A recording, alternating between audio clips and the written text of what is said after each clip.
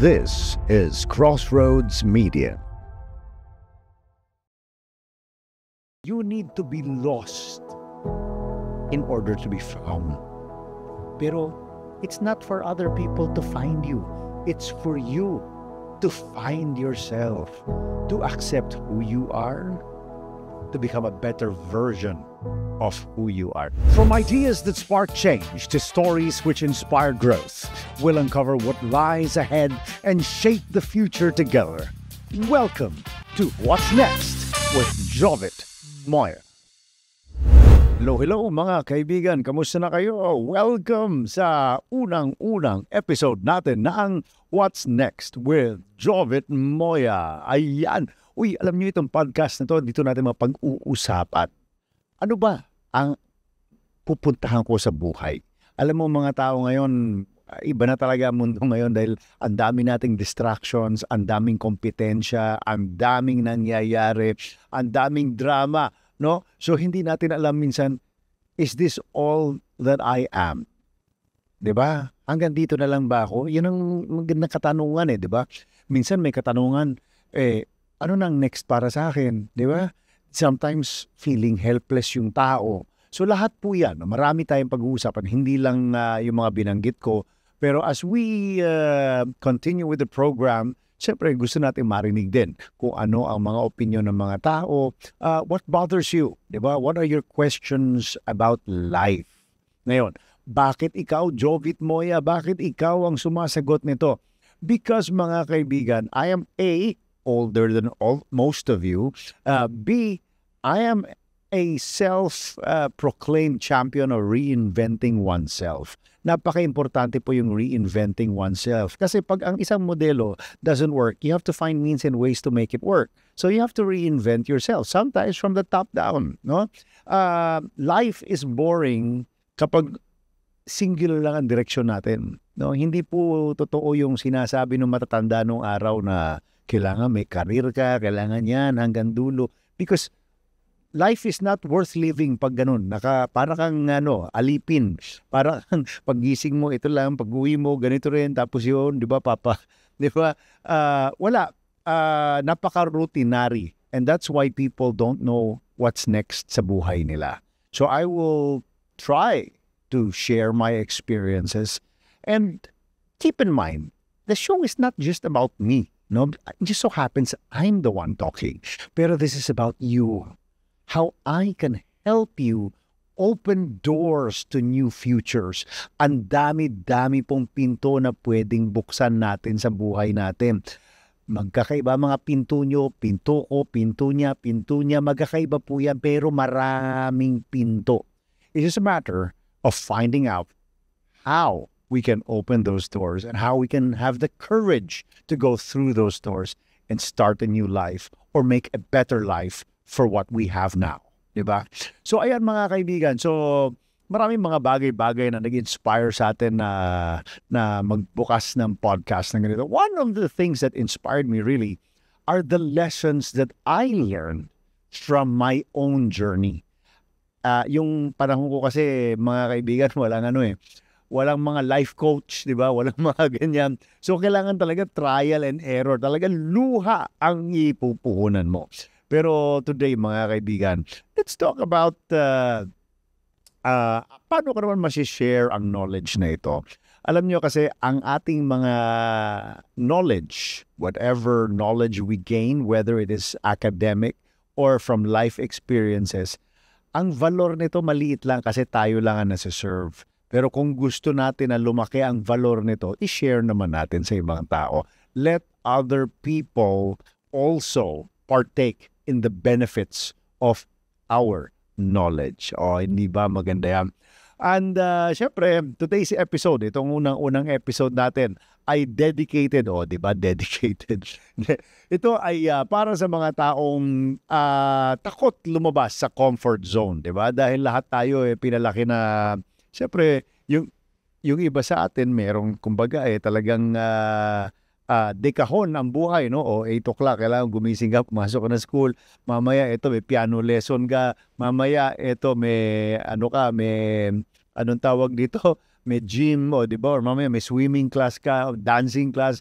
So, dekahon lahat. Pero we have to get out of our comfort zone. Sometimes we have to experiment. Sometimes we have to make mistakes. So, ito yung mga taong nagtatanong, how do I do this? How do I explore my world?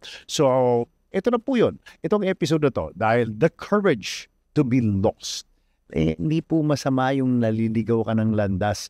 Hindi po na masama yung hindi mo alam kung anong direksyon mo sa buhay. Yan ay first step pa lang, mga kaibigan. Understanding that you are lost, yan po ang first step. Okay? Kasi una-una, sometimes people, sabihin sa'yo ng mga magulang mo, sabihin sa ibang tao, dapat kasi alam mo kung anong gusto mo sa buhay. Yun nga ang problema. Sa dami ng options, hindi natin alam kung ano ang gusto natin sa buhay. So, paano ba natin gagawin yan? Number 1, alamin muna natin, ano ang ating kakayahan? Ilista mo, ano yung mga top 10 na gusto mong gawin? May top 10 yan eh. Ano ba ang top 10 things na gusto kong gawin sa buhay ko? Okay? Kasi sabihin ng magulang mo, mag-doktor ka. Gusto mo, mag-engineer ako. Sabi ng best friend ko, mag-criminology daw ako. O, di ba? Nagka-letse-letse na, nagulo na. Pero ito, mga kaibigan, identify top 10. Top 10. O, bakit top 10? O, gusto mo top 5? Wala namang fixed na formula dyan eh. So, ang kagandahan lang with having the top 5 choices, for example, or top 10 choices, ngayon, pwede mong i-analyze ano naman ang tools na meron ako. Kumbaga, ano ang may kakayahan ka ba financially? Di ba? Meron ka bang educational background? Meron ka bang this and that? Kung ano itong mga tools na ito naman yung magdedetermine kung alin dun sa mga choices mo ang pinakamalapit sa katotohanan. Okay?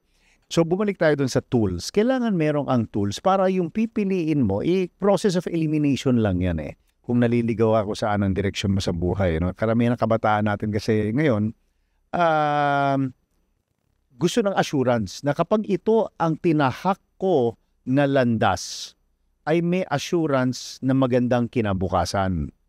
Ito po ang realidad sa buhay na sasabihin ko sa inyo, mga kaibigan. Wala pong assurance na may magandang kinabukasan. Okay?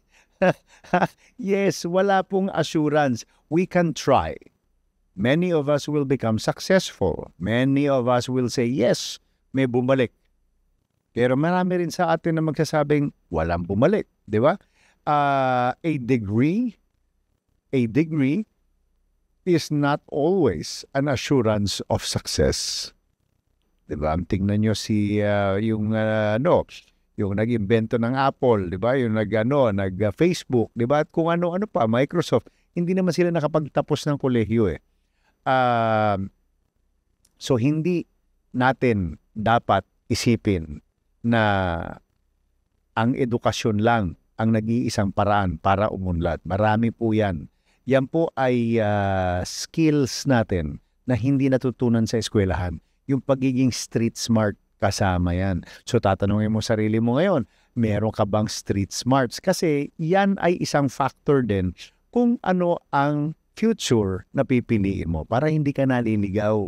Alam mo, maraming tao napapansin nyo, laging headstrong. Alam nila kung anong gusto nila. Bakit? Kasi nangunguna lagi doon yung confidence tsaka yung street smarts. Okay? Hindi naman sila, tabi natin, si Pedro tsaka ako, pareho, let's say, graduate ng medisina, parehong doktor, di ba? Parehong nagtrabaho sa ganitong ospital. Pero si Pedro, bookish, di ba? Tapos ako, for example, ganito, like me, di ba? Malakas ang loob, may street smart, di ba? Pare, di ba? Hindi pwede yan, pare. Alam mo yung, hindi, ganito yan. Di ba? Pero hindi bookish. So, ang mas may chance na mag-succeed, hindi natin alam. Bakit? Baka ang gusto nung maging direktor ng ospital, yung gano'n, yung tahimik, yung nauuto-uto ng board, nauutusan, yes, iba yung pwedeng gano'n. Meron din mga katulad ko na siga na ayaw magpaawat. Pero at the end of the day, maganda karir niya, tuloy-tuloy, di ba? Yung sabihin natin, ako, masaya naman ko. Hindi nga ako naging direktor ng ospital, masaya naman ako, di ba? Example lang po yun, example lang po yan. What I'm saying is sometimes success is not measured dun sa ano yung naging dulo, no? Na, oy, ako yung naging director dito. Oy, ako yung naging commander dito. Oy, ako yung naging CEO dito. Hindi po yun ang sukatan lagi ng isang magandang buhay. Kasi napaka-materialistic nyo naman kapag gano'n ang iniisip natin, no? Ang isipin din natin, mga kaibigan, no? Ang isipin din natin ay what makes us happy. So babalik na naman tayo sa 5 choices, 5 or 10 choices yung kanina, di ba? So kanina, meron ka bang financial means, meron ka bang skills, meron ka bang education, di ba? Ngayon pag-usapan naman natin meron ka bang lakas ng loob, o di ba? Lakas ng loob. Yan.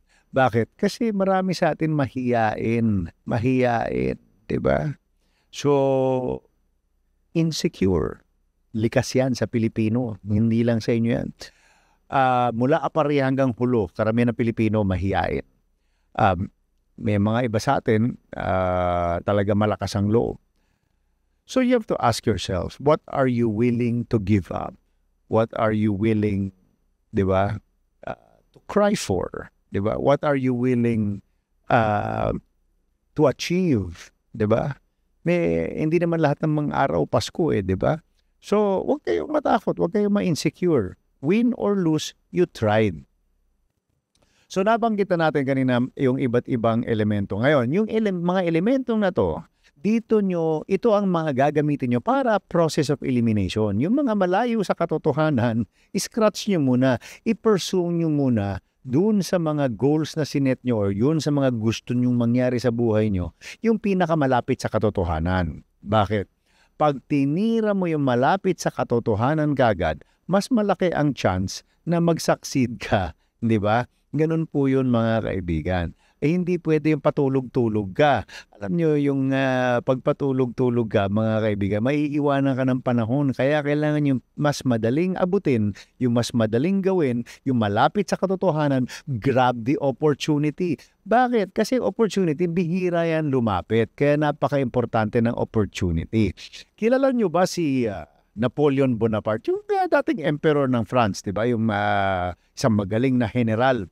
Alam mo, sabi ni Napoleon Bonaparte, kahit gaano ka kagaling, kahit gaano kadami ang skills mo, kahit gaano ka katalino, hindi ka magsasucceed pag walang opportunity. Di ba? Iyan mga kaibigan. So napaka-importante po ng opportunity. Pero we, in modern times, my dear friends, we can create our own opportunities. Oh, di ba? Basta sabi ko nga sa inyo, lakas ng loob lang yan, ha? Anyway, so moving forward tayo ng konti, no? Isa sa mga usapan, naging lost ka na ba? Naging lost na ba kayo? Let us know sa comment section, no? I mean, feel free to comment. We wanna hear from you yung mga storya nyo nung lost kayo, di ba? Or kung may mga katanungan kayo. Kasi ako nangyari na rin po sa akin yan, mga kaibigan. Many years ago, alam nyo ba na namatay ang tatay ko? Nakapag-survive pa ako ng konti noon dahil siyempre buhay pa nanay ko. Pero after a couple of years, namatay na rin yung mother ko. And then that devastated me. Talagang devastated. Hindi na ako makapag-isip ng matino. And doon ko naranasan yung talagang pagiging lost. Hindi ko alam kung anong gagawin ko. Where will I go? Diba? Yung talino ko, yung street smarts ko, yung lakas ng loob ko, lahat yun nawala. Nag-freeze. So sabi ko sa sarili ko, kailangan ko lumayas.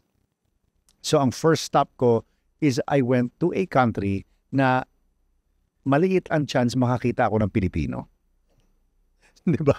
So, pumunta muna ako ng Argentina. Muni muna ako. So pati yung utak ko nagbago rin yung lengguwahe. So Spanish lang muna ang salita. Ayoko mag-isip ng Tagalog, ayoko mag-isip ng English. Nagigising ako, new people lagi. Nothing Nothing familiar. Everything was strange. Parang ni-reset ko lahat. Then after that, I went to Spain. Siyempre, pagdating ng Spain, dami na naman Pilipino. Marami na naman akong kamag-anak, marami akong kilala. So medyo bumabalik na. Yung kumbaga, after resetting myself, unti-unting nagsisettle in ako dun sa dating routine. And then eventually, hanggang sa tuloy-tuloy na yun. No? Ang puntos ko lang dun mga kaibigan is I had to find myself. And hindi ko mafa-find ang sarili ko kapag maingay. Maraming noise.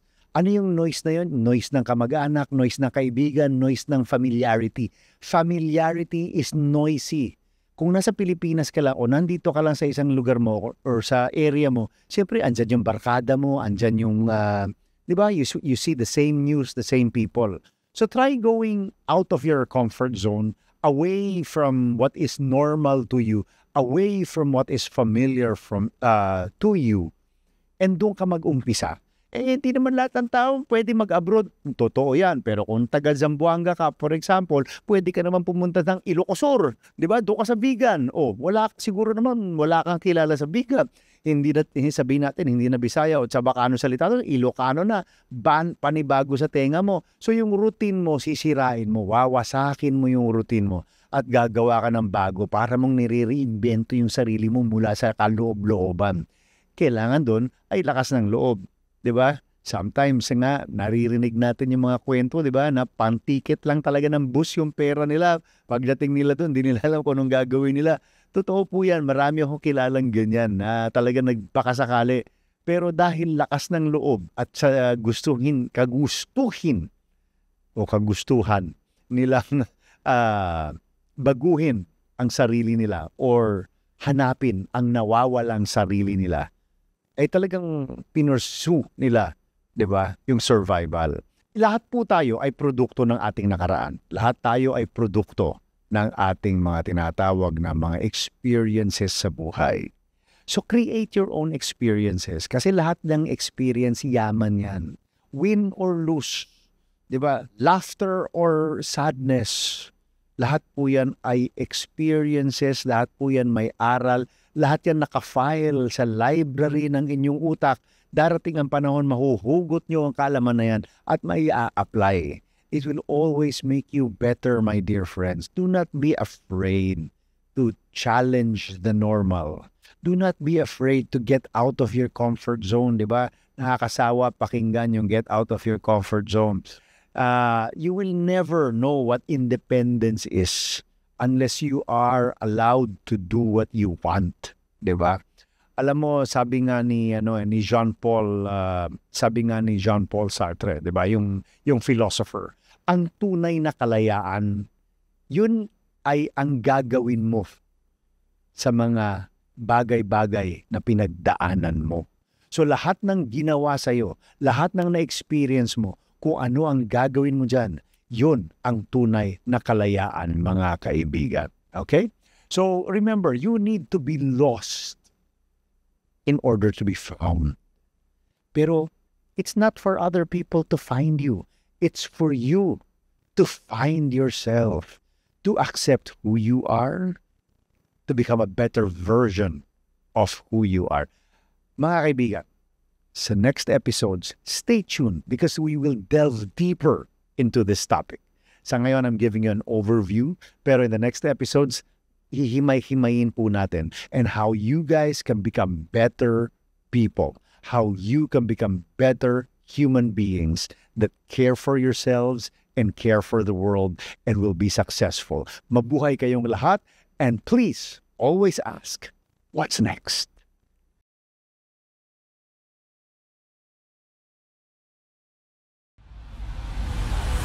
This is Crossroads Media.